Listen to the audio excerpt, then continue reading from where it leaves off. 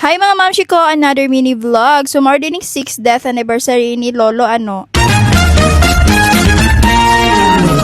mga mamshi ko, another mini vlog. So before ang tanan mag-atumi dito sa Valencia City kay mamalit mi og mga lotoonon. So kay mag-celebrate man mi og ika-6th death anniversary ni Tate Adriano Scarido. So mo ni siyang lulo sa akong bana. So nara ko anak mga mamshi no, grabe kalipay kay nakalaag na pod.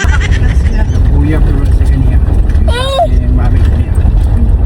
So kami na din nagato sa Valencia mga mams no, si mama, papa, ako, Cecil ug Jaden kay wala kong bana kito sa busko. So pag-abot pa sa Valencia mga mams no, wala mi nalargo ni nao kay patiwas na namog tulog akong baby ug sa dihang hapit naman mahapon no, so gipukaw lang namo kay basin mahutdan mi karni dito sa sulod. So tanawang dagway sa akong anak mga mams no, wala nagit siya sa mood kinakulangan siya og tulog. Mao na no kay ko ipatulog sa balay grabe magsipat pero magbiyahe gani kay aircon man hala tulog gyud na siya. So kay wala raman mi lain tuyo diri mga mams no, naglargo na mi diri sa mid section and naguna na diri si papa kay dugay lagi mi nakasunod. And syempre kay maghumba lagi ta diri sa mga pork adobo nga chop and then nagpalit na lang po din tag mga dilata nga pang sagol ug mga uban pa. So nagpalit din si Papa diri fonda there and then mga soft drinks kay barato jud kay diri sa Gaisano. Unara din ako anak mga ma'am siya nagbitbit na tanog chocolate no. So nagpa-counter na din mi diri mga ma'am siya and then nag-add din kog palit atong box sa gamay mga ma'am siya kay akong sudlan sa mga snacks ni JD ug uban pa kay ngano gami gason siya. So after dito mga ma'am siya nag-ani mi diri sa Steven's Garment kay nagpalit mi og cake para kay Lolo and then nag-snacks na po din mi diri og cornito. So after na mo snacks mga ma'am siya wala na paligoy-ligoy nang adto na din mi kay madto pa mi dito sa market. So aron mas maka-save tag-ayo mga ma'am siya dito ta sa market mamalitog mga lamas. So magpalit na po sila papa diri og kilawon so dari ta nagwan uban ta mga ma'am